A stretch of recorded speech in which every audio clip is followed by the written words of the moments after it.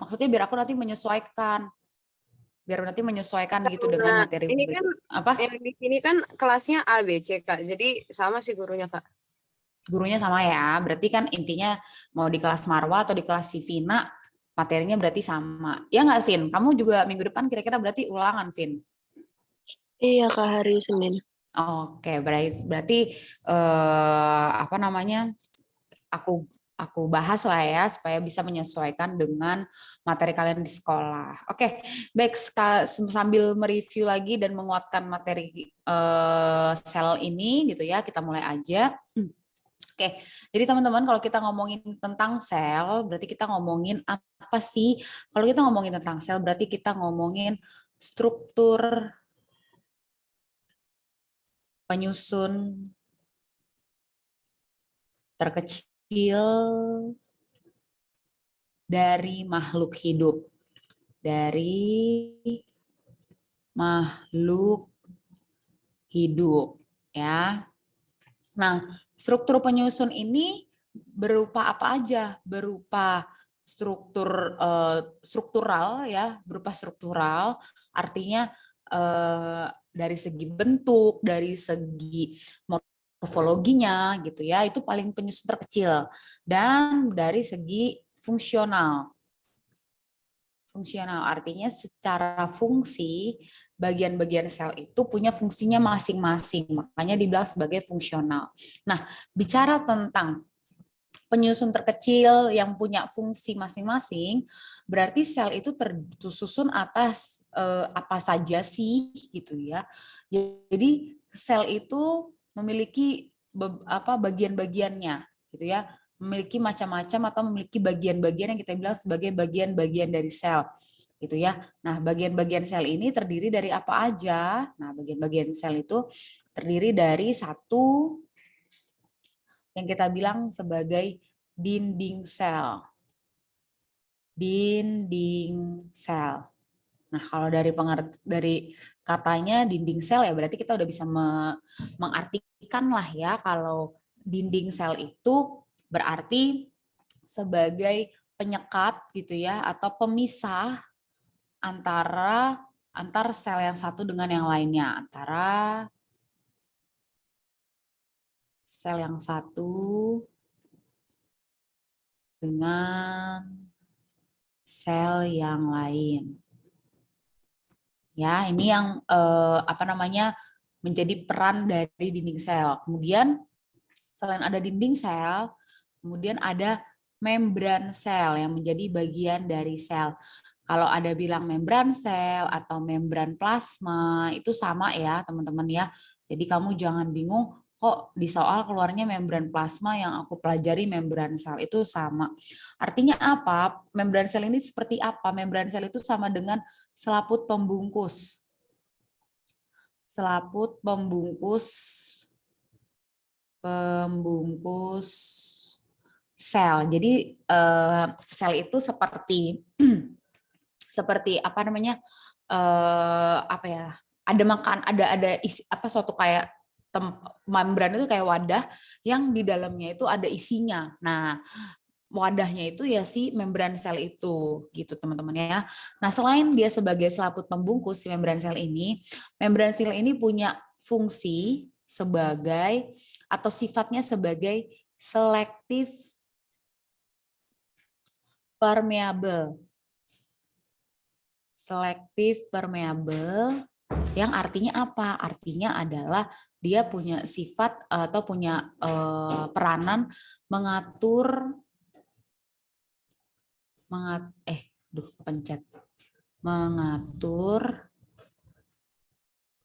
zat yang keluar atau masuk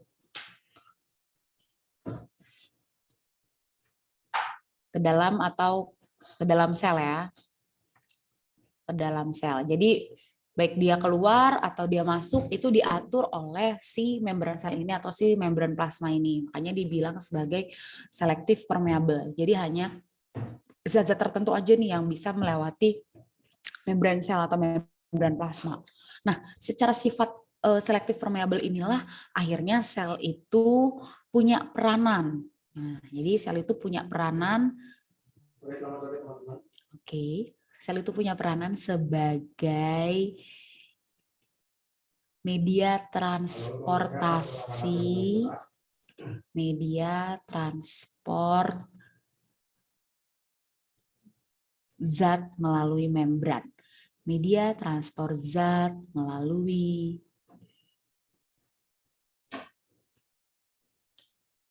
membran. Nah, gini teman-teman, ya.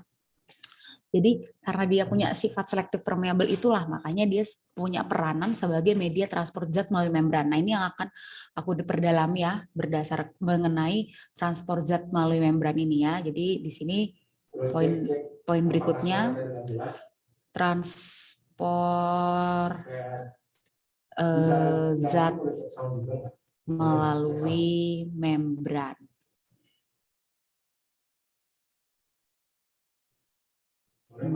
Transport zat melalui membran. Nah, kalau misalnya ngomongin transport zat melalui membran berarti ngomongin tentang perpindahan ya, teman-teman ya, ngomongin tentang perpindahan zat. Karena tadi kan zat itu kan zat itu kan membran sel itu kan tadi kan perannya untuk mengatur zat yang keluar atau masuk ke dalam sel gitu kan. Berarti transport zat melalui membran itu ngomongin tentang perpindahan zat yang keluar atau masuk ke dalam membran sel gitu ya. Ngomongnya membran sel ya nih teman-teman ya. Ngomongnya membran sel gitu. Nah, teman-teman bisa lihat dulu di sini, ini ya dari gambar ini. Inilah gambar ilustrasi dari membran sel gitu ya atau membran plasma, di mana suatu membran sebagai penyusun pada membran sel itu tersusun atas yang pertama adanya fosfolipid bilayer. Yang mana tuh fosfolipid bilayer? Nah, yang ini nih teman-teman nih. Fosfolipid bilayer tuh yang ini. Ya, artinya satu kan dibilang tersusun atas fosfolipid bilayer, berarti terdiri dari dua lapisan fosfolipid. Nah, satu fosfolipidnya yang mana? Yang ini nih, teman-teman nih. Yang ini satu fosfolipidnya. Jadi terdiri atas bagian. Ini adalah dibilang sebagai bagian fosfat. Ini bagian fosfat. Ini adalah bagian lipidnya gitu ya. Jadi ini tersusun atas dua lapisan ini, fosfat dan lipid gitu. Makanya dibilang sebagai fosfolipid bilayer. Kemudian ada apa lagi yang menjadi struktur dari membran sel? Yang kemudian itu ada protein. Protein struktural. Yang kedua ada protein struktural. Nah, protein struktural ini terdiri dari dua, gitu ya. Ada protein integral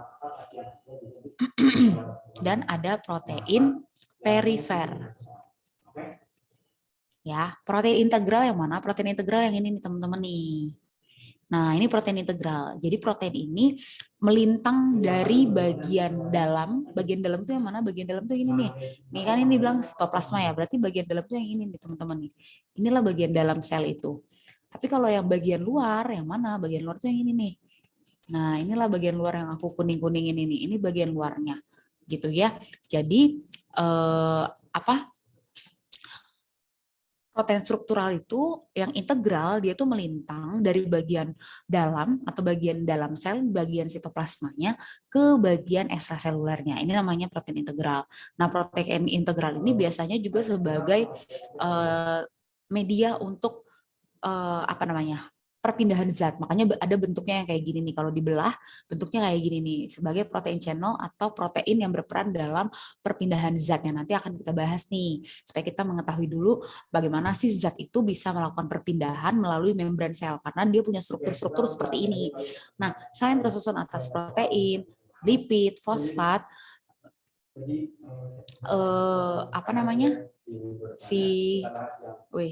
loading sebentar ya, not responding nih lagi agak error.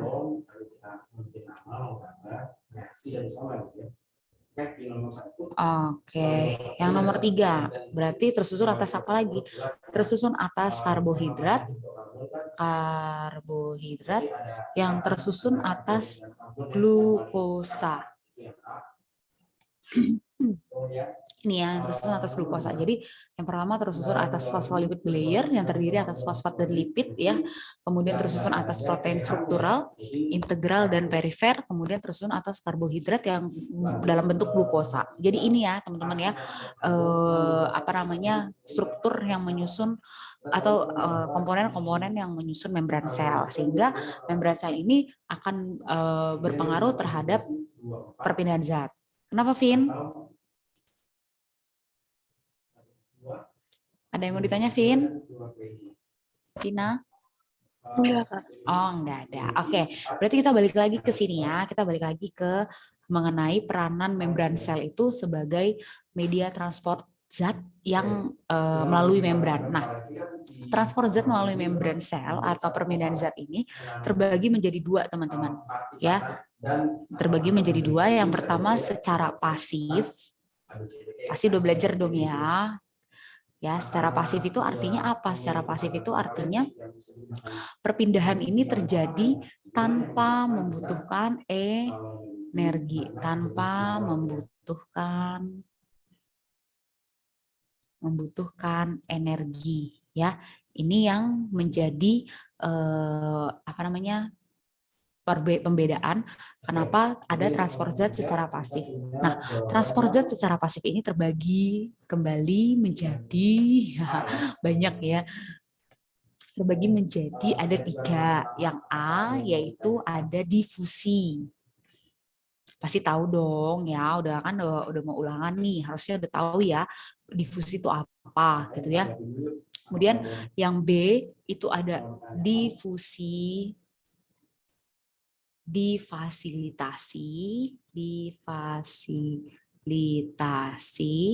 dan yang C adalah osmosis nih teman-teman ya. Nah, apa aja pengertiannya masing-masing ya. Kalau difusi itu berarti artinya adalah perpindahan zat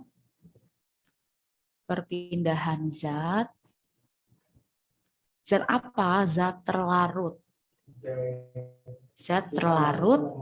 Perpindahan zat terlarut dari konsentrasi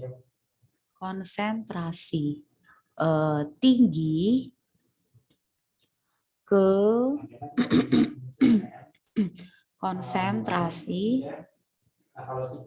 konsentrasi rendah. Contohnya apa gitu ya. Jadi karena perpindahan zat terlarut dari konsentrasi tinggi ke rendah itu contohnya adalah misalnya kita masukin gula ke dalam segelas air ya, airnya yang plain, artinya ya hanya air mineral aja gitu ya. Nah, ketika gula dimasukin ke segelas air, apa yang akan terjadi? Ya berarti seluruh air itu akan berasa manis ya. Nah, itu yang diilustrasikan sebagai peristiwa difusi. Artinya zat terlarut itu adalah gula, dan gula ini memiliki konsentrasi yang tinggi dibanding air, sehingga terjadilah perpindahan gula mengisi seluruh bagian dari gelas yang terisi oleh air, sehingga seluruh air akan terasa manis. Contoh lain misalnya tinta. Ketika kita netesin tinta ke dalam air, otomatis semua air itu akan berwarna hitam, kan nggak ada bagian air yang tidak berwarna hitam kan, karena semuanya terbauri oleh tinta. Nah, itu peristiwa difusi, peristiwa sederhana dari difusi. Hai Yusuf, thank you sudah open cam. Aduh, so sweet sekali. Nih Yusuf sekelas nggak nih sama teman-teman yang lain nih, sama Vina, sama Marwa. Wah, ini kayaknya janjian nih, Fadil juga nih. Mantap. Apa janjian kalian lagi samping-sampingan lagi? Iya ya? Iya ya, samping-sampingan ya? Enggak. Oh, enggak. Oke ya. Gitu ya ini teman-teman ya. Baik, itu ya tentang difusi, perpindahan zat terlarut dari konsentrasi tinggi ke konsentrasi rendah yang contohnya tadi gula ataupun tinta. Nah, kalau difasilitasi ini apa gitu? Sebetulnya sama dengan difusi sederhana ya. Ini yang enggak apa yang A itu biasa disebut sebagai difusi sederhana gitu ya. Nah, kalau difusi difasilitasi bedanya hanya dia ada fasilitatornya. Berarti terdapat fasilitator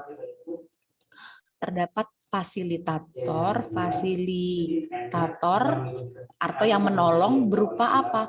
Berupa protein channel. Nah, ini tadi ya yang ada di struktur membran sel tadi yang menjadi penyusun dari membran sel. Jadi protein channel itu yang akan membantu proses perpindahan zat gitu ya tanpa membutuhkan energi tapi melalui protein channel itu gitu ya. Jadi protein channel itu yang menjadi tempat nanti kayak gerbang gitu ya, kayak gerbang si zat itu melewati membran sel. Kalau osmosis ini pengertiannya adalah perpindahan zat pelarut dari konsentrasi rendah ke konsentrasi tinggi. Nah, kelihatan ya bedanya difusi dengan osmosis ya teman-teman ya. Kalau difusi tadi zat terlarut dari konsentrasi tinggi ke rendah, kalau osmosis zat pelarutnya. Zat pelarut ini yang berupa apa? Yang berupa cairan. Jadi yang berpindah itu adalah cairannya, airnya gitu. Baik dari luar sel ke dalam sel atau dari dalam sel keluar sel. Itu cairan yang berpindah. Tapi berpindahnya dari mana? Dari konsentrasi rendah ke konsentrasi tinggi. Nah, artinya berarti yang bisa kita simpulkan dari perpindahan zat secara pasif ini yang tidak membutuhkan energi, perpindahannya seperti apa? Ya, perpindahannya dipengaruhi berdasarkan perbedaan konsentrasi. Ya, ada konsentrasi tinggi ke rendah atau konsentrasi rendah ke tinggi. Itu secara pasif ya teman-teman ya. Kemudian yang kedua, itu ada secara aktif. Oke ya, perbedaannya apa dengan yang secara pasif? Kalau tadi yang pasif itu tidak membutuhkan energi, kalau yang pasif perpindahannya membutuhkan energi. Ya, jadi energi yang dipakai di dalam perpindahan ini adalah energi dalam bentuk ATP, adenosin trifosfat gitu. Jadi adenosin trifosfat inilah yang akan membantu perpindahan zat baik dari dalam keluar atau dari luar ke dalam sel gitu ya. Nah, ada caranya apa aja perpindahan ini? Tentu pasti teman-teman udah pada belajar dong ya. Perpindahannya itu yang pertama ada dengan cara pompa ion Na+, K+. Ya, ada pompa ion Na+, K+, ya, yang artinya pompa perpindahan zat ion Na ini dengan K+ ini dibantu oleh suatu pompa. Namanya pompa kan kalau misalnya kita pompa nih, kita bisa pompa gitu. Kalau kamu masih kenal yang namanya pompa, entah pompa ban, ya tahu lah ya pasti pompa ban yang digenjot-genjot gitu ya. Nah itu kan butuh tenaga nih, butuh ada tenaga yang ngedorong supaya keluar gasnya, keluar udaranya dari pompa itu untuk bisa mengisi udara ke misalnya ke ban kayak gitu ya. Nah berarti butuh energi gitu ya. Nah, pompa itu disebutnya sebagai pompa ion Na+, K+. Bagaimana sistem kerjanya? Jadi ini aku gambarin dulu. Ini ceritanya membran plasma tadi ya, gitu ya. Di mana membran plasma ini terdapat pompa ionnya. Pompa ionnya itu yang berupa protein channel itu, teman-teman. Inilah namanya protein channel. Ya, ini namanya protein channelnya atau yang sebagai pompanya atau aku bilang aja pompa. biar nggak bingung antara protein channel dengan yang dipakai di difusi difasilitasi dengan si pompa ion itu ya. Nah, ini pompa ionnya gitu ya. Nah, prinsip kerja pompa ion ini adalah ketika ada energi yang dihasilkan, kemudian dihidrolisis menjadi ADP plus fosfat. Aku geser ke kiri biar nggak nutupin jalan pompanya nanti. Ada ATP yang berasal dari, ada ATP, ini ada ATP ya. Ini ATP yang berada di pintu gerbang channel, ini tuh berasal dari mana gitu ya. Ini tuh berasal dari hidrolisis ADP plus fosfat gitu. Membentuklah suatu ATP. Gitu teman-teman ya. Jadi ketika ada ADP plus fosfat dibentuklah suatu ATP yang kemudian ATP inilah yang nanti akan membuka atau menutup gerbang pompa ion ini. Karena pompa ionnya memompa ion Na dan K, artinya apa? Artinya di dalam sel ya ini ya, di dalam sel yang paling banyak itu adalah ion K+. Ion K+ itu tinggi di dalam sel. Ya, ion K+ tinggi ini di dalam sel. Mana warna hitam? Di dalam sel. Dalam sel itu aku bilangnya intrasel ya. Intrasel.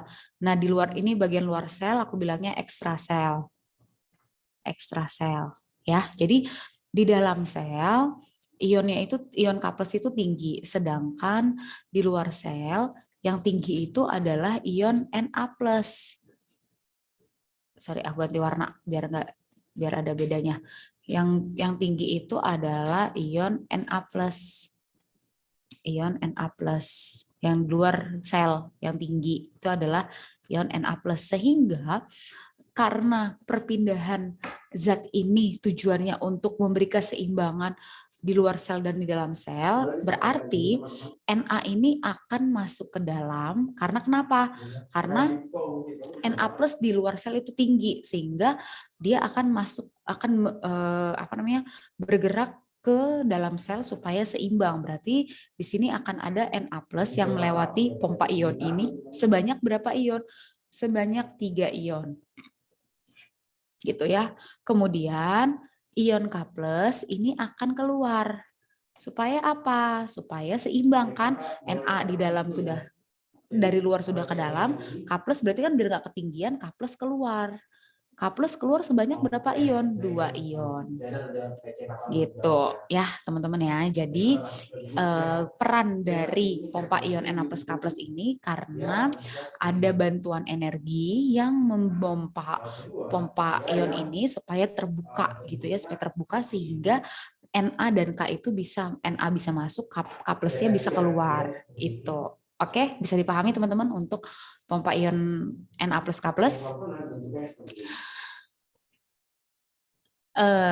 Kemudian yang B ya, kemudian yang B itu adalah yang menjadi transport aktif selain ada pompa ion Na+, K+, itu ada endositosis. Ada endositosis, teman-teman. Endositosis itu apa? Endositosis itu pengertiannya adalah peristiwa memasukkan zat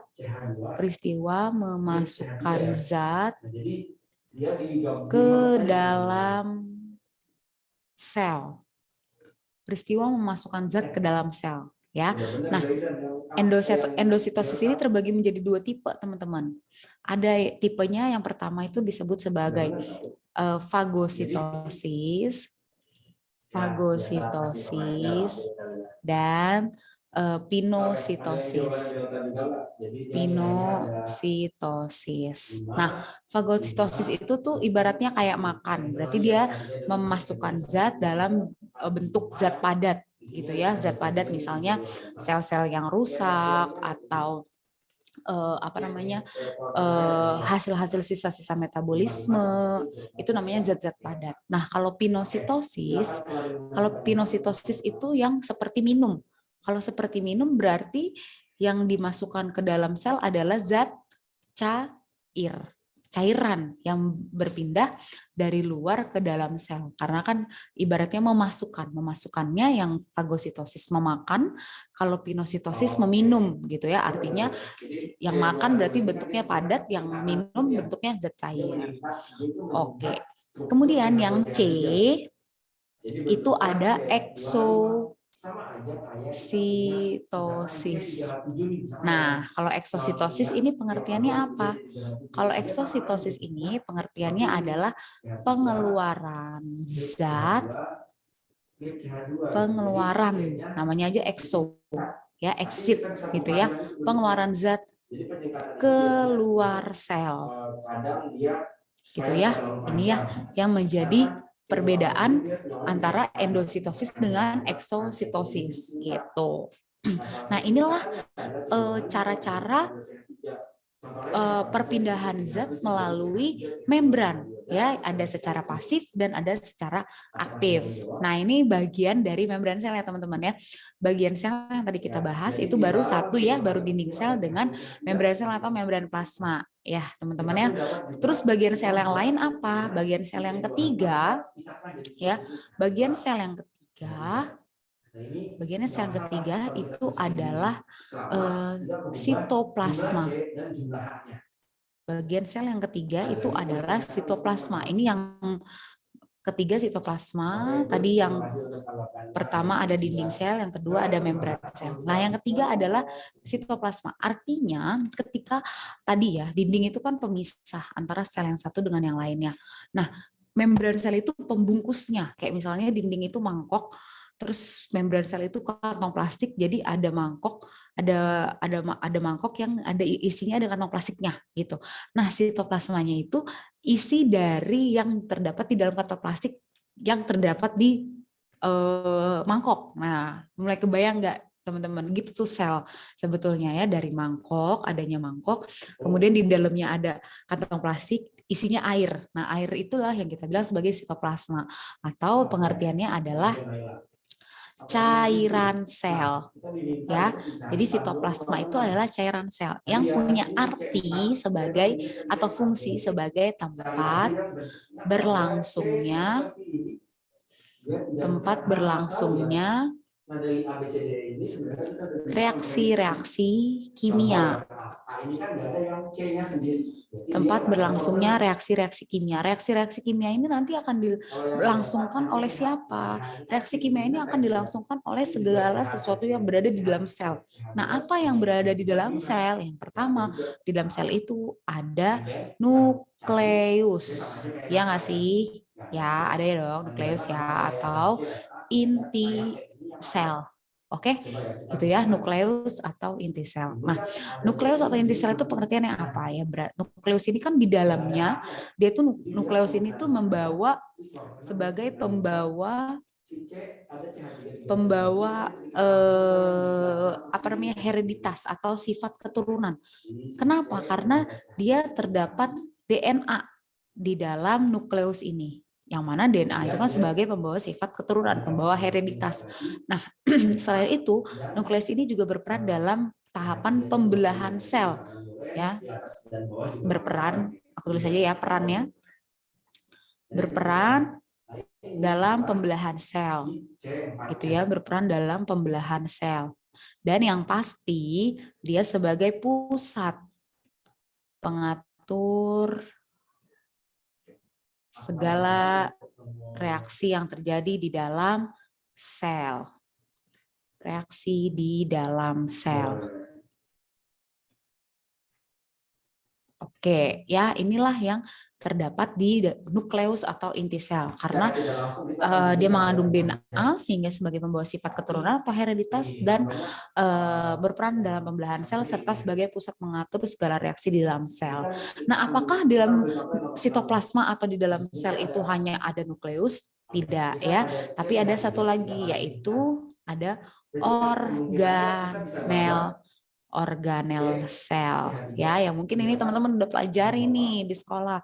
Organel sel itu ada apa aja ya.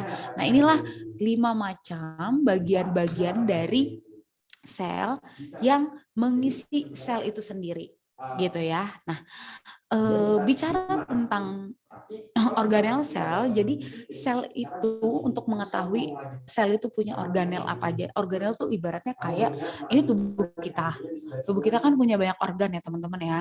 Dan setiap organ itu kan saling berkoordinasi satu dengan yang lain. Kayak misalnya jantung koordinasi dengan apa namanya pembuluh darah gitu ya, atau paru-paru berhubungan dengan apa kerongkongan dalam proses apa namanya paru-paru berhubungan dengan tenggorokan, terus misalnya lambung berhubungan dengan hati, kayak gitu. Itu kan itu adalah organ yang menyusun suatu makhluk hidup. Sedangkan organel adalah yang menyusun sel itu sendiri, gitu teman-teman. Nah, bicara tentang bagian-bagian dari sel gitu ya, kita akan mengetahui nih. Jadi sel itu ada macamnya teman-teman, supaya kita bisa menentukan sebetulnya organel sel itu apa aja sih. Nah, organel sel itu dibedakan berdasar macam-macam sel yang terdapat di yang menjadi penyusun suatu makhluk hidup. Jadi ada macam-macamnya. Apa saja gitu ya. Macam-macam sel yang menjadi penyusun dari makhluk hidup. Ya, not responding bentar. Oke. Macam-macam sel yang menjadi pembeda organel di tiap sel itu yang pertama ada yang disebut sebagai sel prokaryotik. Tentu teman-teman udah tahu dong perbedaan dari sel prokaryotik dengan eukaryotik apa coba? Apa? Tuh si Yusuf ngangguk-ngangguk. Apa Yusuf sel prokaryotik itu? Pegel tadi Kak. Alah, pegel. Tuh diketawain kamu masih Fadil, ngeles saja katanya. Ya, jadi sel prokaryotik itu yang nggak ada yang ada itunya ngasih dinding bukan ya? Bukan dinding. Yang ada inti selnya. Iya. Yang nggak punya inti selnya. Ya ampun kalian pinter-pinter banget sih, aku jadi minder deh. Iya bener ya, jadi sel prokaryotik itu tuh adalah sel yang belum memiliki membran inti sel ya. Itu. Nah, biasanya yang termasuk dari prokaryotik ini siapa? Yang termasuk dari prokaryotik ini contohnya adalah kelompok bakteri. Jadi bakteri itu adalah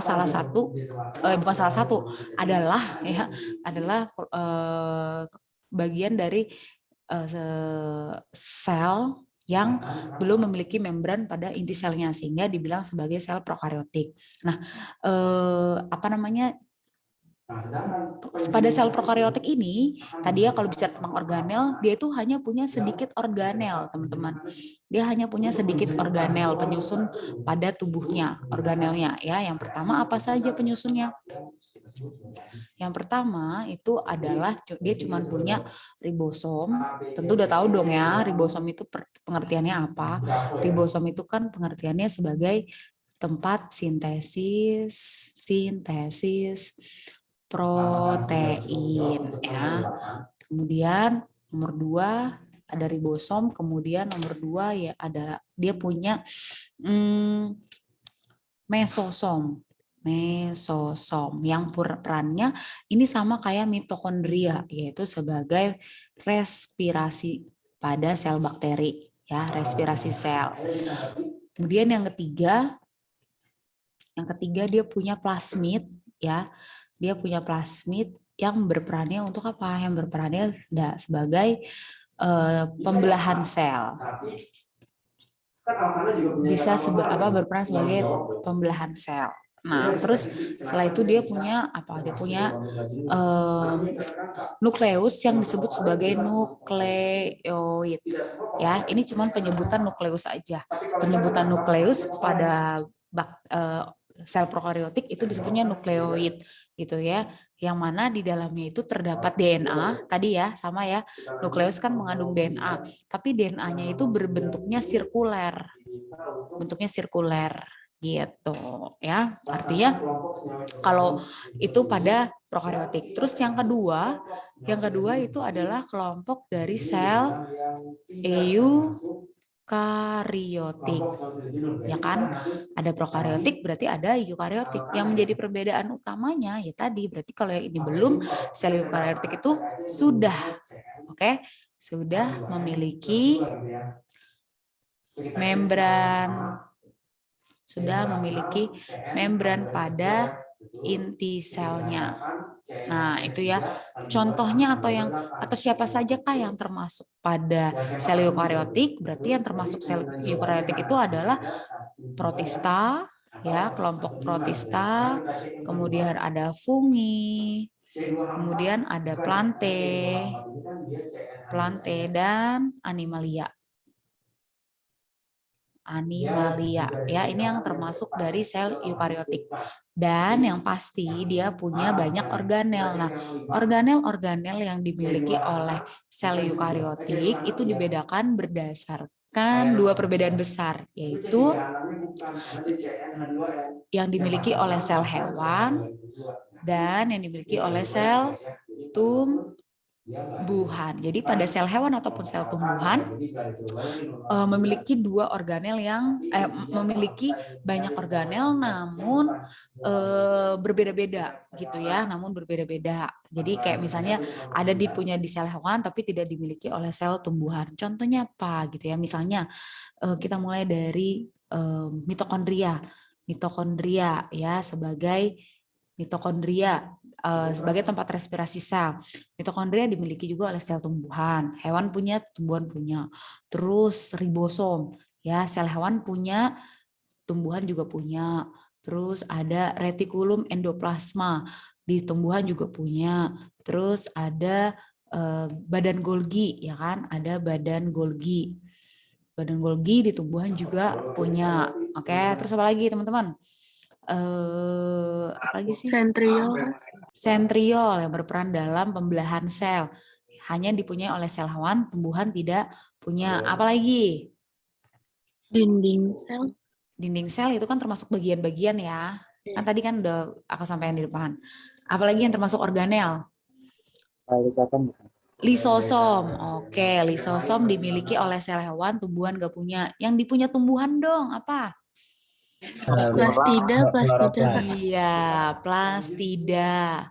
Plastida yang berisi zat pigmen warna ya. Plastida ini terbagi menjadi 3 macam teman-teman. Ada amiloplas.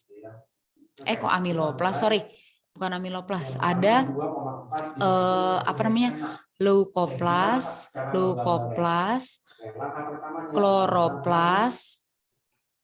kloroplas, dan apa satu lagi? Apa yuk? Apa? Ada leukoplas, kloroplas, sama ada apa? Hansaplas, ngarang. Kromoplas. Beda di mitokondria itu bukan di sel tumbuhan, beda lagi. Apa? Sorry, nggak kedengeran. Di sel tumbuhan itu kalau nggak salah mitokondria di sel tumbuhan beda namanya sama sel hewan. Bedanya di mana? Yang kamu ketahui? Ya perbedaan namanya itu gitu, sel tumbuhan kayak beda lagi namanya. Oh, itu mungkin di prokariotik, Rivaldi. Kalau di sel prokariotik disebutnya mesosom. Nih, disebutnya mesosom. Kalau di sel eukariotik disebutnya mitokondria. Kalau di mitokondria pada sel hewan dan sel tumbuhan itu sama. Gitu. Oh, gimana Rivaldi? Kita terjawab, makasih. Kayaknya Maksudnya apa? Tahu kalau badan Golgi kalau di tumbuhan diktiosom. Nah, kalau diktiosom, apa itu namanya disebut sebagai mikrotubul, mikroorganel gitu ya, yang mirip dengan peroksisom. Jadi kalau di sel hewan itu ada peroksisom. Kalau di tumbuhan yang punya sifat yang sama itu ada namanya glioksisom. Gitu. Ini bukan yang maksud kamu, Marwa. Apa ya? Cuma beda nama doang. Tahu kalau kayak badan Golgi emang kalau di Diktiosom. Oh iya. Itu tapi sama fungsi badan Golgi dan diktiosom. Oh diktiosom aku dengarnya glioksisom. Iya. Atau kalau di sini diktiosom gitu ya. Itu ya, ini sama gitu ya. Oke, apalagi kira-kira dari organel-organel sel? Ada yang kurang nggak? Ada lisosom, ada sentriol. Ini ya teman-teman ya. Berarti yang menjadi perbedaan antara sel prokaryotik dengan sel eukaryotik. Oke, kira-kira sampai di sini teman-teman ada yang mau bertanya? Ini untuk pengertian sel yang membedakan, udah bahkan di organel-organelnya udah kita bahas ya, apa yang dimiliki hewan dan apa yang dimiliki sel tumbuhan. Itu. Oke, nggak ada. Lanjut kita. Berarti kita lanjut ke latihan soal ya, teman-teman ya. Enggak, izin. Izin apa? Untuk yang sel tumbuhan itu tadi selulosa ya. Di sel tumbuhan kenapa? Itu ada juga. Itu kalau selulosa aslinya. Di sel tumbuhan ada selulosa. Iya. Oh, kalau selulosa, mana tuh dinding. Nah, jadi dinding sel pada sel tumbuhan itu tersusun atas zat selulosa. Tersusun atas zat selulosa. Artinya apa? Zat selulosa ini yang membuat tumbuhan itu bisa tegak gitu ya, bisa menopang tubuhnya. Jadi dia tidak apa ya? Tidak, artinya dia kaku gitu. Itu namanya apa namanya, yang tersusun atas zat selulosa. Nah, itu biasanya penyusun dari dinding sel. Gitu. Gimana Yusuf? Oh, itu jadi kalau yang hewan ada juga nggak? Kalau di hewan bukan. Penyusunnya adalah kalau di hewan tidak ada zat penyusun, kan dia nggak punya dinding sel di sel hewan. Jadi penyusun selulosa itu hanya pada dinding sel. Nanti semakin berkembangnya sel tumbuhan itu menjadi jaringan, nanti zat selulosa ini tersusun lagi atas zat yang namanya zat kitin gitu. Ya, jadi berkembang nih dari selulosa menjadi zat kitin, menjadi zat yang lebih keras, lebih kaku. Itu yang biasa terjadi pada tanaman-tanaman dikotil yang memiliki kambium sehingga batangnya berkayu. Gitu. Gimana Yusuf?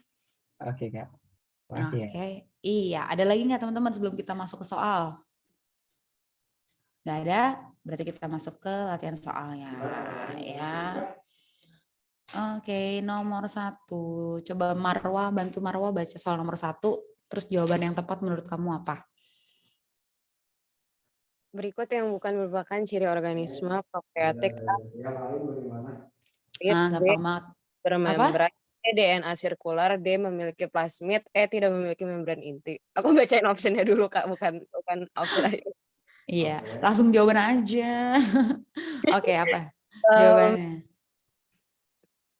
Tidak memiliki membran inti. Yang bukan loh guys. Mar. Apa? Apa Mar? Jawabannya? Organel bermembran tuh maksudnya membran yang luar. Organel bermembran itu yang terdiri dari berkaitan antara nukleus, kemudian dari hasil dari nukleus dilanjutkan ke RE, hasil dari RE dilanjutkan ke badan Golgi. Nah, ini yang namanya organel bermembran. Kira-kira prokaryotik punya nggak? Nggak ada karena nukleusnya nggak ada. Nggak ada karena apa, Ri? Nukleusnya nggak ada, inti selnya nggak ada. Nggak ada. Iya nggak sih? Sel prokaryotik nggak punya inti sel. Ayo, yang nggak dipunya sama sel prokaryotik itu inti sel atau membran inti sel? Apa Rivaldi? Prokaryotik setauku nggak punya inti sel sama membran inti sel. Berarti dia nggak punya inti sel juga? Iya. Ayo lo, ini lo guys. Ini itu plasmid deh, bukan ini. Soalnya kan apa namanya kok yang plasmid itu kompleks banget Sedangkan eukariotik masih prokaryotik kan nggak ada tadi. Jadi kan kayak lebih simpel. Oke. Oke, Ya sih ini gitu. di depan muncul nggak di Ya, depan ya nih ada. catatan aku tadi? Ya, jadi sel prokariotik itu yang dia tidak punya, yang dia tidak punya itu adalah membrannya teman-teman. Intinya dia punya inti sel, tapi yang dia nggak punya membran. Ibaratnya, nih kalau kamu beli bakso gitu ya, bakso, dalamnya ada kuah, apa namanya, bakso sama kuahnya kamu pisah gitu ya. Ketika kamu masukin ke mangkok gitu kan prokariotik itu punya dinding gitu ya, dia punya membran sel juga. Membran sel dan apa mangkok itu kita ibaratin seperti apa sih namanya tuh, seperti dinding selnya, ibaratnya gitu ya. Mangkok itu seperti dinding selnya. Terus kuahnya kamu tuanglah ke dalam mangkok itu. Nah, si baksonya kan tadi dipisah ya, dari bakso dengan kuahnya dipisah.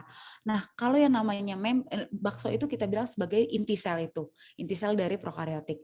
Kalau misalnya si prokariotik kan dia nggak punya membran. Nah, membran inti itu yang kita bilang sebagai plastik pembungkus si bakso. Jadi dia langsung nyampur sama kuah baksonya. Tapi kalau si eukariotik itu punya selaput pembungkus inti sel. Nah, kita ibaratkan selaput pembungkus inti sel itu ya si kantong yang memisahkan kuah sama baksonya.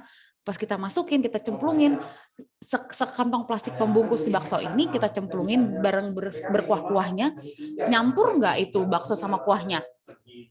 Enggak kan teman-teman, nggak nyampur kan? Karena kan baksonya masih berada di dalam kantong plastik, jadi nggak nyampur gitu. Itu yang menjadi perbedaan antara prokaryotik dengan eukaryotik. Kalau prokaryotik itu baksonya nyampur dengan kuah, kalau eukaryotik itu baksonya itu masih kebungkus plastik, seplastik-plastiknya nyampur sama kuah.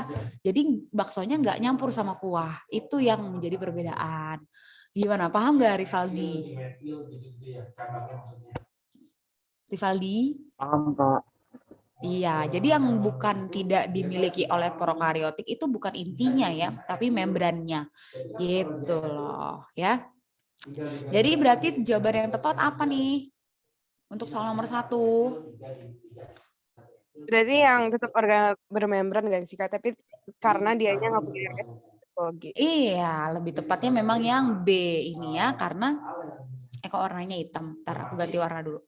Benar ya, yang nggak dipunya itu adalah organel bermembran ini, karena bukan hanya dia tidak punya nukleus, tapi dia tidak punya RE, dia tidak punya badan Golgi, karena dia cuma punya nukleus yang penyebutannya disebut sebagai nukleoid ini ya, karena dia tidak tersusun atas selaput pembungkus, terus dia cuma punya DNA yang berbentuknya sirkuler, terus dia punya plasmid gitu ya. Ini dan tidak memiliki membran inti, ini adalah ciri-ciri dari prokaryotik gitu ya. Oke, next nomor 2 Vina. Iya. Baca Vina, soal nomor 2 langsung jawabannya apa?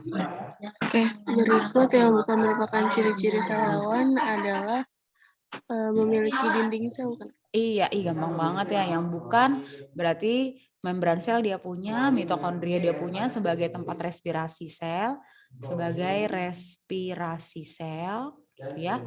Kemudian inti sel bermembran, ini ya selaput membran inti, dan memiliki dinding sel ini hanya dimiliki oleh tumbuhan.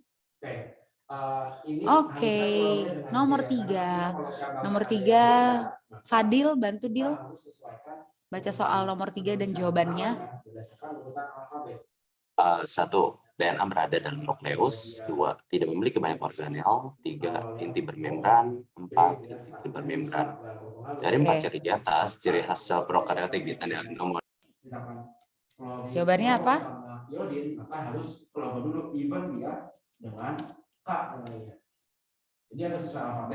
Jawabannya apa, Dil? Dimulai dengan C ya, teman-teman, bukan dengan K. Oke, sekarang kita gambarkan. Oh, ada butana ya, ada utamanya dari kita. Lalu kelompok di nomor 2 maka seperti ini ada CL. Kelompok di nomor 2 dan inti bermembran atau tidak bermembran. 4 mungkin yang C, mungkin ini enggak. Oke, kita coba cross check satu-satu ya. DNA berada dalam nukleolus. Ini tadi ya, kan ngomongin prokariotik. Berarti prokariotik itu inti selnya tidak bermembran. Berarti kalau dibilang DNA berada dalam nukleolus, nukleolus ini adalah bagian dari nukleus. Kalau nukleus ini nukleus. Berarti kalau nukleus ini adalah penyebutan istilah untuk sel eukariotik. Ya, sel eukariotik berarti nomor 1 bukan jawaban untuk ciri dari prokariotik. Ya. Kemudian nomor 2-nya tidak memiliki banyak organel. Benar ini tadi ya. Karena kenapa? Karena kan organel pada sel prokariotik itu kan cuman ini ya, cuman ada ribosom, mesosom, plasmid, itu doang kan, flagel. Berarti dia nggak punya banyak organel. Artinya dia hanya punya sedikit gitu. Terus kemudian ada inti yang bermembran. Apakah ini ciri dari prokariotik? Inti bermembran ini bukan ciri dari sel prokariotik ya, tapi ini ciri dari sel eukariotik ya. Nah, kalau inti tidak bermembran, nah ini ya yang tidak dipunyai berarti inti ya, gitu ya. Membran ya. Inti tidak bermembran berarti yang tidak punya itu membrannya. Nah, ini baru jawaban yang tepat untuk ciri-ciri dari sel prokariotik. Gimana Fadil? Paham nggak Dil? Berarti jawabannya yang C. Ya. Nomor 4. Yusuf. Baca Suf. Baik, apabila bagian sel ini tidak ada, maka sel tidak dapat mengatur transport zat dari luar ke dalam sel dan sebaliknya. Bagian sel yang dimaksud adalah kata kuncinya di sini nih. Kira-kira apa jawabannya? Kata kuncinya itu tuh. Gliosisem antara Ayo teman-teman, ada yang bisa bantu jawab nggak? Kata kunci. Membran sel. Iya, benar. Karena kata kuncinya di sebagai pengatur transport zat dari luar ke dalam atau sebaliknya. Ya, ini kan tadi fungsi dari membran sel. Paham nggak Yusuf? Oh, ayo Kak. Maaf, Kak. Enggak apa-apa, namanya belajar kok minta maaf, emangnya kenapa? Nah, tadi mitokondria kita udah tahu ya sebagai tempat respirasi sel. Ini biar hafal, kita ulang-ulang terus. Peroksisom, ini yang tadi aku bilang nih, peroksisom ini sebagai pengurai racun di dalam sel hewan. Jadi peroksisom ini hanya dimiliki oleh sel hewan. Tunggu, aku lagi responding nih, not responding, bentar ya. Lemot nih, apa perannya peroksisom? Ada yang tahu nggak? Apa Dil? Yang terjadi adalah peroksisom. Ya. Sambil ngetik di depannya ada aksel loh. Tiba-tiba ada aksel. Enzim katalase bukan Kak? Yang ada enzim katalase H2OO2. Betul. Rame ternyata ya. Aku nggak ngeliat loh. Ternyata rame ya. Tiba-tiba ada aksel. Apa sel? Kamu tunjuk tangan. Kenapa sel? Gue tadi mau jawab, tapi kayaknya udah jawab. Coba deh. Enggak apa-apa. Jadi peroksisom itu ada 2 fungsinya, yaitu mengurai metabolisme bersifat racun, sama yang satu lagi itu mengubah lemak menjadi karbohidrat. Nah, kalau yang pertama benar tuh perannya peroksisom, ya. Perannya peroksisom yang pertama yang menguraikan racun yang dalam bentuk hidrogen peroksida H2O2 dengan enzim katalase tadi ya yang disebutin sama si Yusuf. Jadi H2O2 ini dibantu oleh enzim katalase dipecah menjadi senyawa yang lebih baik gitu ya, menjadi H2O dan oksigen. Ini yang terdapat pada sel hewan ya. Jadi si peroksisom ini dimiliki oleh sel hewan gitu. Nah, kalau yang tadi dibilang yang fungsi yang kedua yang kata Axel mengubah karbohidrat, itu fungsinya glioksisom. Glioksisom ini yang membentuk karbohidrat gitu, yang dari lemak ya, dari H2O2 dari lipid ya, asam lemak diubah menjadi glukosa. Ini dibantu atau berlangsung di dalam glioksisom. Itu sel. Oke, Axel? Mana sel? Axel. Saya tambah pusing sama sisom-sisom. Apa? Saya tambah pusing sama sisom-sisom. Jangan pusing. Kalau pusing ya minum obat. Ya, nih kalau retikulum endoplasma ada 2 ya kan teman-teman ya. Ada yang strukturnya kasar. Struktur kasar kan karena ditempeli oleh ribosom. Nah, berarti kalau ditempeli oleh ribosom, fungsinya apa si RE kasar ini? Si RE kasar fungsinya sebagai sintesis protein. Nah, kalau struktur yang kedua adalah strukturnya halus, berarti tidak ditempeli ribosom, punya fungsi atau punya peran dalam sintesis lemak. Ya, gitu ya. Dan dia punya fungsi banyak lagi nih, membentuk akrosom sebagai kepala sperma, kemudian pembentuk enzim, membentuk hormon gitu. Oke, bisa dipahami ya. Inilah fungsi masing apa, Yusuf? Izin saya bertanya Kak. Untuk Boleh. sisom itu kayak gimana Kak? Peroksisom. Ya. Maksudnya kayak gimana apanya? Boleh jelasin dulu nggak Kak yang apa tuh H2O2? Oh, H2O. peroksisom itu kan tadi adalah organel sel yang dimiliki oleh sel hewan yang fungsinya untuk memecah racun pada sel hewan. Racunnya dalam bentuk hidrogen peroksida. Senyawanya namanya H2O2. Dipecah oleh enzim katalase menjadi H2O plus O2. Jadi dalam bentuk yang friendly istilahnya gitu. Jadi bentuk air dan oksigen. Gitu. Oke. Ya, itu ya. Nomor 4. Lanjut kita ke nomor 5. Oke, tadi banyak ternyata di sini ya. Di sini ada Bisma loh ini. Bisma, kamu udah nggak manggung lagi, Bisma? Kalian tahu nggak sih Bisma yang suka manggung? Bisma, tahu nggak Bisma yang suka manggung siapa? Bisma Smash, Kak. Oh iya, ternyata kita seangkatan ya, Bisma. Bisma yang tua, Kak. Oke. Ayo, Bis, nomor 5, Bisma. Berikut yang bukan merupakan bagian dari membran sel adalah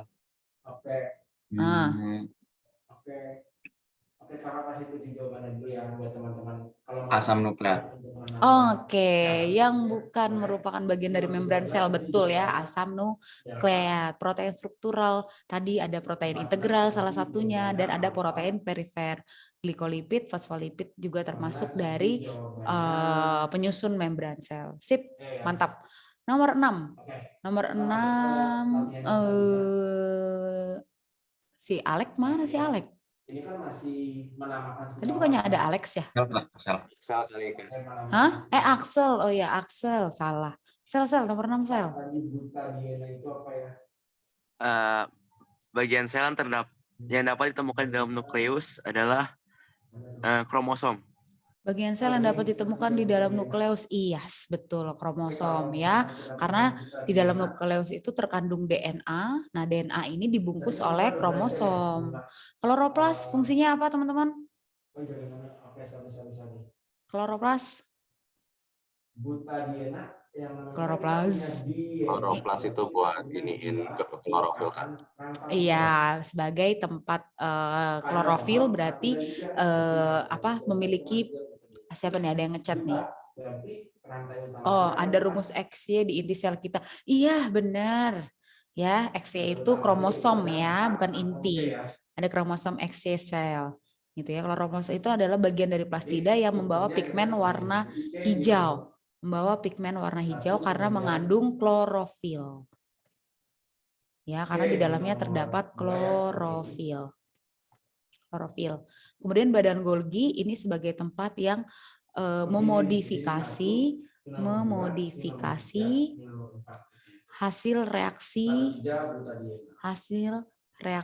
yang terdapat yang dibentuk di RE. Jadi kan tadi ya hasil dari RE itu akan menuju ke badan Golgi, sehingga dari badan Golgi akan diolah gitu ya. Tapi kok nggak pinter-pinter kalau ditanya X sama Y di mat. Axel, fokus, coba fokus, Sel.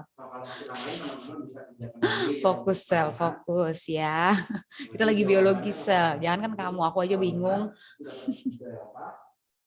Beda konsep. Tuh. Nyasar kamu, Sel, nyasar. Kita lagi ngomongin biologi, Sel. Udah ya, yuk nomor 7. Nomor 7. Axel adalah Axel. Apa sih? Aduh, aku kayaknya nggak mau buka chat deh. Nomor 7 ada Jordan. Jordan ada nggak ini orangnya? Ada. Sip, nomor 7 Jordan. Jawabannya Masalah berasal dari hasil pembelajaran sel sebelumnya. Sebab sel merupakan satuan dinamika struktural dan fungsional. Yang atasnya benar, yang bawahnya aku nggak tahu. Oke, ini tipe soal sebab akibat ya. Jadi untuk nomor 7 tetap akan ada option A, B, C, D, E-nya ya. Jadi kalau A itu ini kan kita ada 2 kalimat ya. Ini kalimat pernyataan, yang ini kalimat alasan. Artinya kalau yang A pernyataan dan alasannya itu benar, dan keduanya berhubungan gitu ya, keduanya berhubungan. Sedangkan kalau option yang B, pernyataan dan alasannya juga benar gitu ya, tapi tidak berhubungan ya, tidak berhubungan. Nah, kalau yang C, pernyataannya yang benar, alasannya salah. Kalau D, kebalikannya, pernyataannya salah, alasannya benar. Kalau E, pernyataan dan alasan dua-duanya salah.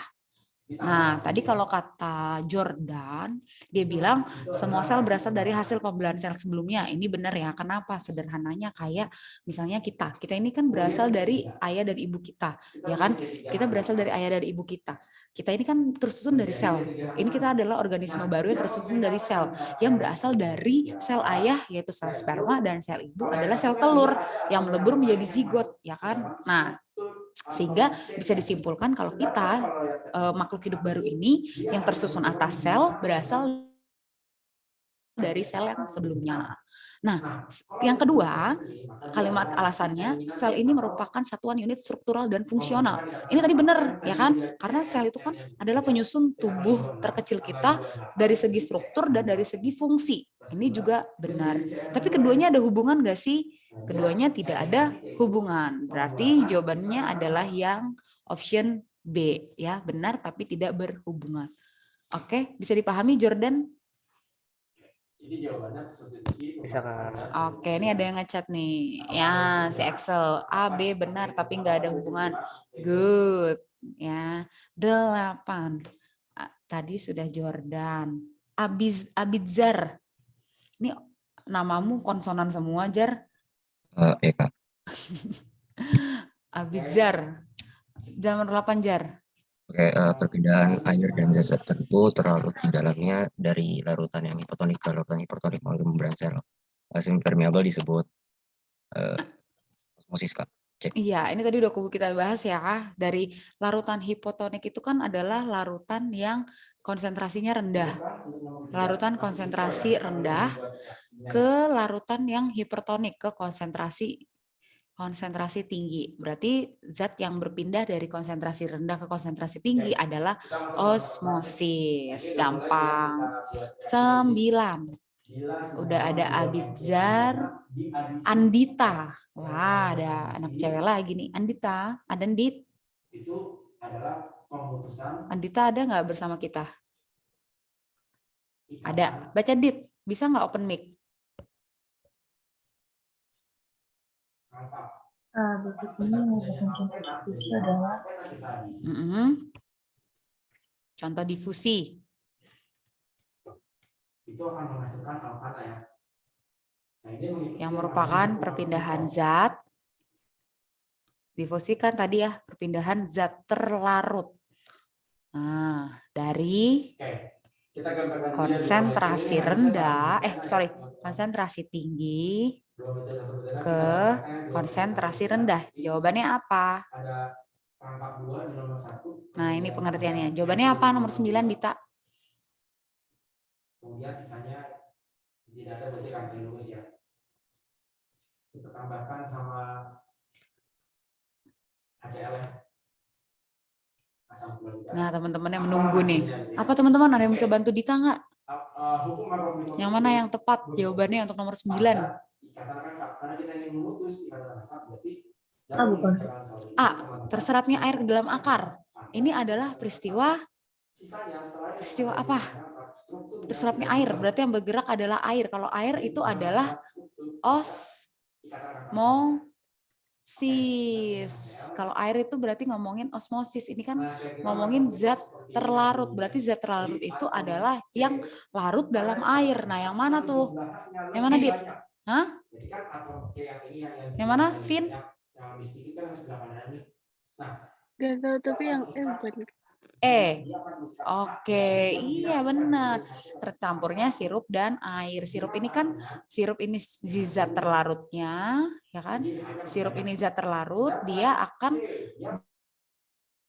bergerak dari sirup ini akan mengisi air sehingga seluruh air itu akan berasa manis gitu ya karena ada sirup. Kalau penguapan kan transpirasi, mengalirnya air di sungai itu bukan termasuk peristiwa difusi, apalagi timbulnya hujan itu juga bukan peristiwa difusi. Paham ya? Paham Dita? Oke, lanjut nomor 10. Nomor 10 ada siapa lagi yang belum? Balik lagi kita berarti ke Marwa. Silakan Mar. Sekarang kita bikin nama produknya. Fungsi utama air yang berada pada sitoplasma. Tuh, tadi apa? Di nomor 2 berarti kita tuliskan dulu yang logonya karena dia lebih awal sesuai alfabet. Kemudian apa? Utama bukan? Sebagai pelarut utama, betul ya, karena kan dia kan sebagai tempat berlangsungnya reaksi-reaksi kimia, berarti dia akan menjadi pelarut dari setiap reaksi yang berlangsung di dalam sel itu sendiri, betul ya. Oke, nomor 11, Vina, baca Vin. Bagian sel yang memiliki ciri selektif permeabel adalah aku lupa tadi udah dibahas tuh antara A sama B, tapi selektif permeabel. Dia punya sifat mengatur zat untuk keluar atau masuk ke dalam dari sel. Membran. Iya. Paham ya guys? Oke, paham Vin? Paham Kak. Oke, 12. Fadil, baca Dil. Atom C yang mengikat jumlah H lebih banyak yang kali Dil, ada nggak? Masih ada nggak sih si Fadil? Fadil. Wah, Fadil kabur nih. Yusuf. Dia kemana Pak? Kenapa Suf? Izin ke toilet. Hanya udah ada izin. Oh dia izin ke toilet nggak? Oke, yaudah bantu Yusuf, bantu Fadil. Nomor 12. Nomor 12 kromosom yang membawa sifat genetik terkandung dalam gampang banget sih ini.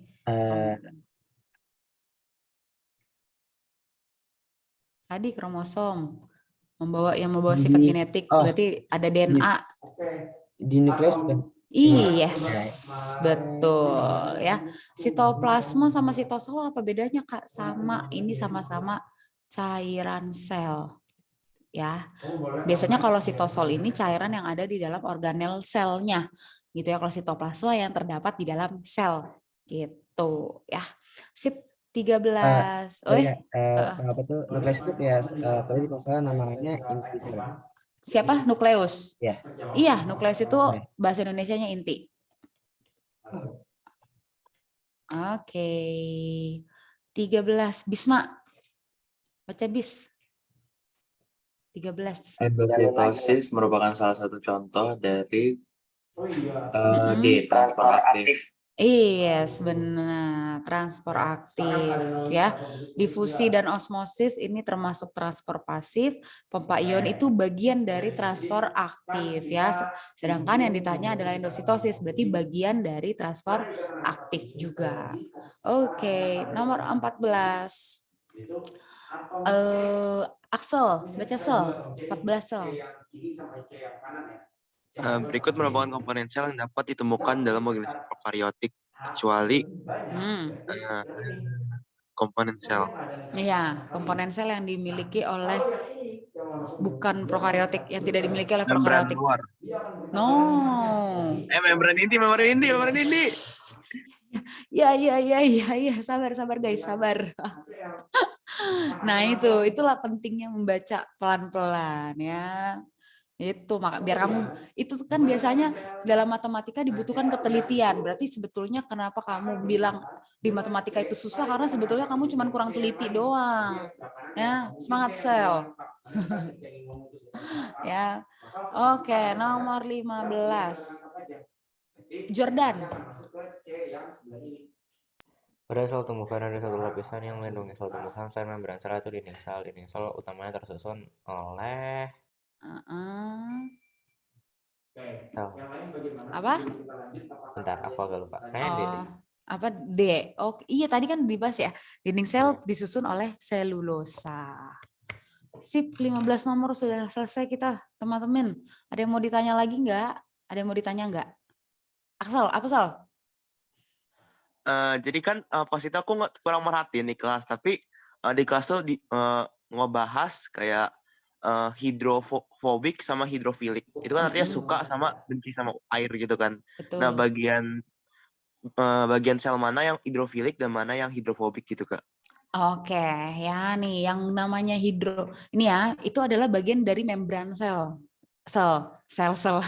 Ya, jadi teman-teman yang diomongin sama si Axel itu bagian-bagian yang terdapat di membran sel. Jadi penyusun dari membran sel itu kan tadi ya, ini ya, ada 3 ini ya.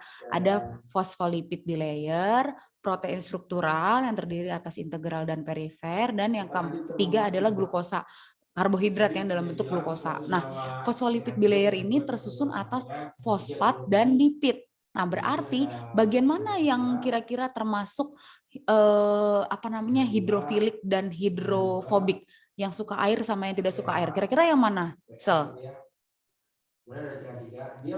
Menurut kamu? Kayaknya yang luar harus selalu menangkal air biar enggak, gimana ya ngomongnya? Ya harusnya luar yang hidrofilik. Iya, yang kalau dari gambar ini kan emang yang luar itu hidrofilik. Berarti yang termasuk hidrofilik itu fosfat apa lipid? Kan ini nih bagiannya. Bagiannya kan kayak gini nih. Gitu ya. Ini adalah bagian fosfat, ini ada bagian lipid nih. Kayak gini ya, ini yang bulat-bulat itu. Kelihatan kan ya di gambar ya, yang di layar kalian ya. Yang bulat-bulat ini itu adalah lipid, yang di dalam itu adalah fosfatnya. Berarti yang suka sama air itu yang mana? Nah, dia ini adalah produk. Kalau dari gambar yang hidrofilik berarti adalah yang lipid. Paham nggak, Sel? Ini adalah hidrofilik. Berarti dia bisa menerima air atau bisa berinteraksi dengan air yang fosfat hidrofobik. Biasanya kan gimana Axel, bisa dipahami? Oh, jadi yang hidrofilik itu yang bulat-bulat, kalau misalnya panjang-panjang itu hidrofobik. Yang bulat itu lipid gitu, Kek. Ya, yang bulat itu lipid, yang panjang-panjang itu fosfat gitu. Paham, Sel? Paham, makasih, Kak. Oke, ada lagi nggak yang mau ditanya, Axel? Aku mau nanya dong, Kak. Oke, Bisma, apa Bis? Itu protein struktural kayak apa aja deh? Tadi mungkin udah jelasin tapi aku kelewatan. Protein struktural itu terdiri dari protein integral. Protein integral itu yang mana? Nih ini masih bagian dari membran sel ya. Jadi inilah si protein integral itu. Jadi dia melintang dari bagian dalam sel, dari bagian sitoplasma sampai ke bagian ekstraseluler fluid. Berarti ke bagian cairan ekstraselulernya. Ini namanya protein integral yang juga punya peran sebagai protein channel nih, sebagai yang berperan dalam proses transport membran atau perpindahan zat tadi yang dibantu oleh protein. Kayak misalnya difusi difasilitasi atau pompa ion Na+, K+. Itu dibantu oleh protein integral ini. Bisa dipahami, Bisma? Bisa, Kak. Oke, ada lagi nggak, Bis, yang mau ditanyakan? Nggak ada. Yang lain? Axel lagi, monggo. Saya ada tapi dalam bentuk gambar, Kak. Jadi aku mungkin bisa share screen-nya kali, Kak. Oh, aku pun bukan admin lagi. Ya. Gimana tuh? Nggak bisa, aku juga bukan admin. Adminnya staffnya. Kenapa? Apa gambar apa? Biar ku bayangkan. Jadi kan aku dapat soal-soal gitu. Jadi dikasih sebuah gambar. Nah, aku tadi pengen nanya gitu, kakak ada apa sih hint-hint gitu nggak yang harus dicari supaya tahu gambar-gambar itu tentang apa? Kayak misalnya di sini ada 2 gambar silinder yang bentuk plus. Silinder bentuk plus kayak gini kah? Maksudnya? Ya jadi ada 2 silinder bertumpuk-tumpukan dan itu kayak membentuk plus. Dan Itu ditanya itu organel adalah, apa? Iya. Sentriol. Ada nggak Oh, pilihan jawaban? Pilihan jawaban sentriol ada nggak? Ini bentuknya esai, Kak. Oh, ini. Makanya Itu, saya itu berwarna apa enggak? Iya, berwarna. Warnanya kuning enggak? Dan biru. Enggak, hijau dan biru. Apa? Makanya saya juga bingung, Kak. Kalau biasanya sih soal pamul ya, Sel, pamul. Itu kayaknya sih kalau Iya, betul. Kalau apa tuh namanya? Kalau dia bertumpuk kayak bentuk silinder itu biasanya sentriol. Aku bisa nggak sih nampilin gambar sentriol di sini? Sentriol biasanya. Coba saya bentar. Kalian kelihatan apa sekarang tampilannya? Tampilannya apa? Bab 2 enggak? Tabel, Kak. Bab 2. Kayak gini enggak? Gambarnya kayak gini enggak, Sel? Axel. Nah, iya Itu betul. Sel. Ah, ini sentriol. Ini sentriol. Oh, gambarnya sama-sama semua, Kak. Ya emang begini. Apa ilustrasinya semua kayak gini. Oke, apalagi Sel? Ini sentriol. Sentriol kan ini kayak main fungsinya. tebak gambar ya, Kak. Terus ada bentuk apa ini? Saya nggak tahu cara ngomongnya. Mana? Kayak bunga. Ini bukan nih. Ada nggak yang mirip? Yang itu juga ada. Yang mana? Yang atas, yang bawah? Badan Golgi, nah itu ya badan Golgi ada ini. Tapi itu bukan badan Golgi. Ini beda lagi, kayak bentuknya kayak bunga mawar. Ini berarti RE. Yang paling RE bukan. Kayak bunga mawar. Gak ada bunga mawar di sini. Kayak gini. Nih. Bukan. Yang mana, Sel? Tuh, temanmu aja bingung apa sih, Sel? Yang H ya tuh. Nih, coba nih, ada nggak nih? Iya, lu bantuin gue. Bantu jelasin kayak gimana bentuknya. Yang mana? Ada nggak nih dari gambar ini nih? Ada nggak? Yang mana nih teman-teman yang dimaksud si Axel? Yang H itu RE, Sel. Oh, berarti bener kan? RE. Tuh, RE itu kan bentuknya kayak gini. Kalau yang jawaban di sini sih, Sel. Nggak apa-apa, itu gunanya ngeles tahu teman-teman. Iya tahu, gimana sih? Kita menggunakan metode yang ada. Itu ribosom. Emang kalian soal apa sih? Ada latihan soal gitu dari gurunya atau gimana? Iya, ada. Iya. Ada buku khusus latihan soal atau dari buku paket? Dari dibikinnya PDF sih, Kak. Oh gitu. Bisa di-share sih. Wajar sih, Kak. Dia nanya soalnya kita disuruh bikin aja di sekolah. Disuruh bikin apa, Dil? Nggak kedengeran, Dil. Sorry, Dil. Kami kayaknya di sekolah disuruh praktek, terus kami disuruh bikin rujak, jadi cuma dikasih latihan soal. Rujak? Kok Kok suruh bikin rujak sih? Apaan? Saya juga bingung. Kalian ini sedang bikin praktek bikin apa replika sel hewan sel tumbuhan pakai buah-buahan gitu maksudnya? Enggak, literally rujak. Literally rujak. Asinan deal kok rujak no katanya. Oke, asinan. Oke, thank you. Oh, kalian pelajarannya collab sama KWU guys. Semangat lah. Yowes, ada lagi nggak? Ini enggak. Pak Yusuf. Kira-kira ini pembahasannya dikirim nggak? Oh dikirim nanti sama staffnya dikirim. Oke, sama penjelasan yang tadi. Iya, plus sama apa yang aku coret-coret di sini dikirim plug gitu ke kalian. Oh, oke. Ada lagi? Kirimnya lewat mana deh, Kak? Aduh, aku juga tadi pas aku tanya lewat mana katanya melalui penanggung jawab di sekolah kalian. Jadi aku juga nggak tahu siapakah itu penanggung jawab di sekolah kalian. Oh, soalnya waktu kelas 10 kan itu ada Telegram, ada grup Telegram terus dikirim di situ. Tapi sekarang belum ada.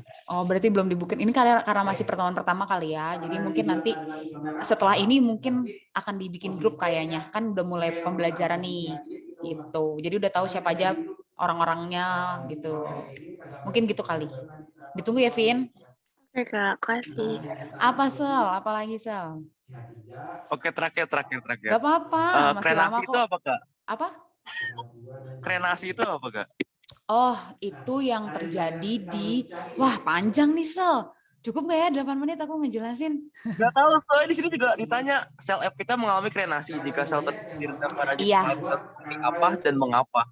Oke, teman-teman, kita harus semangat ya. Jadi tadi bicara tentang cairan hipertonik dan hipotonik, ya, cairan hipertonik dan hipotonik, ya, hipotonik. Tadi kan kalau hipertonik itu adalah cairan yang memiliki konsentrasi tinggi, cairan konsentrasi tinggi. Sedangkan kalau hipotonik itu cairan dengan konsentrasinya rendah. Konsentrasinya rendah. Nah, misal dalam suatu ini aku bagi dua ya, ada hewan dan ada tumbuhan. Ada hewan dan ada tumbuhan. Untuk hewan, aduh pulpennya nggak nyala.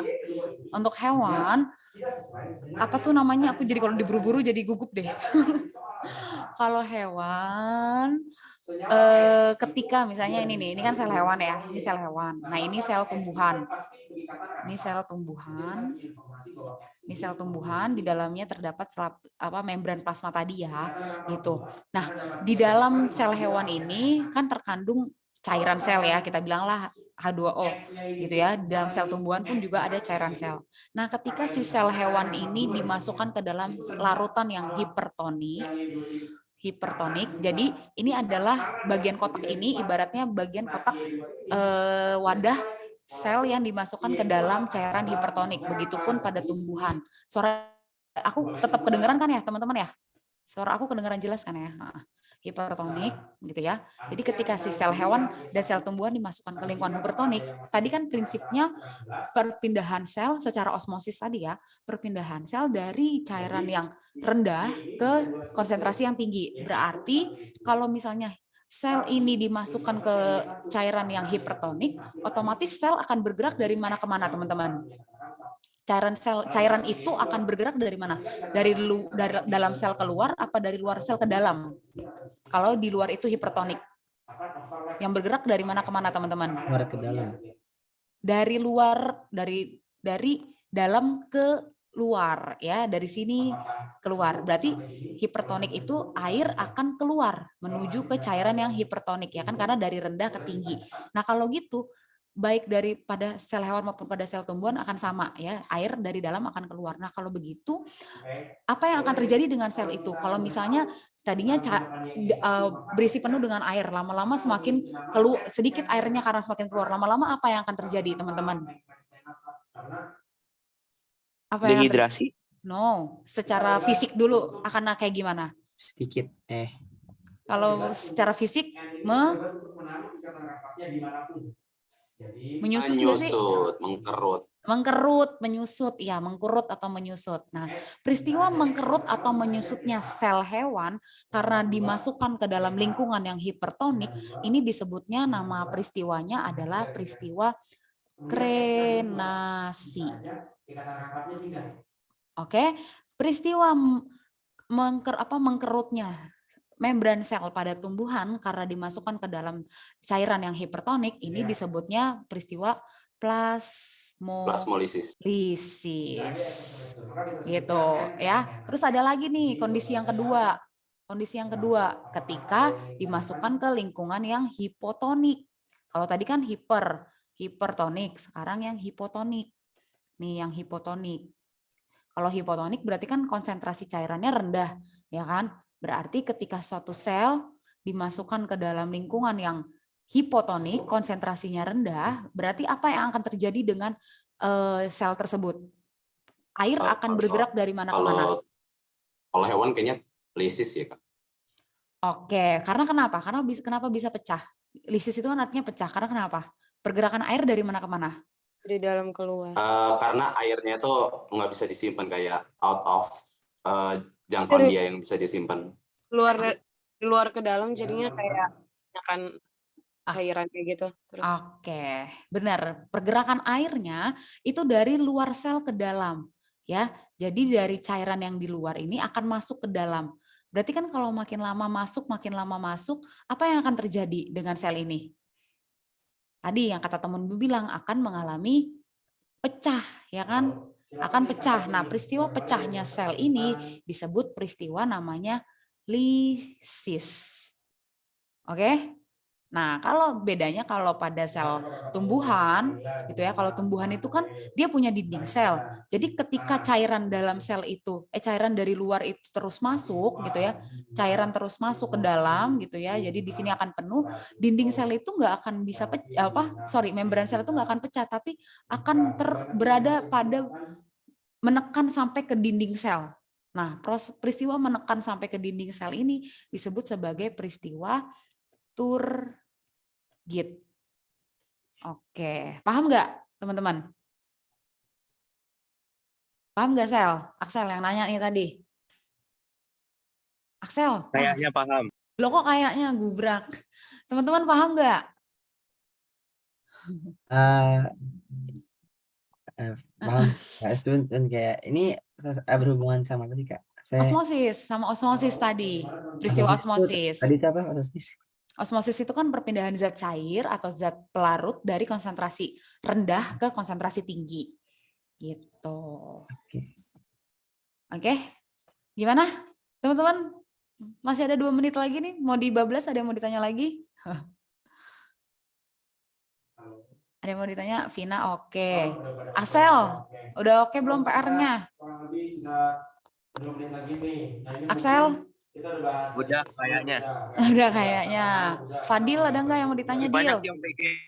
Masih banyak. Oke, kamu minta tambahan aja nanti kita.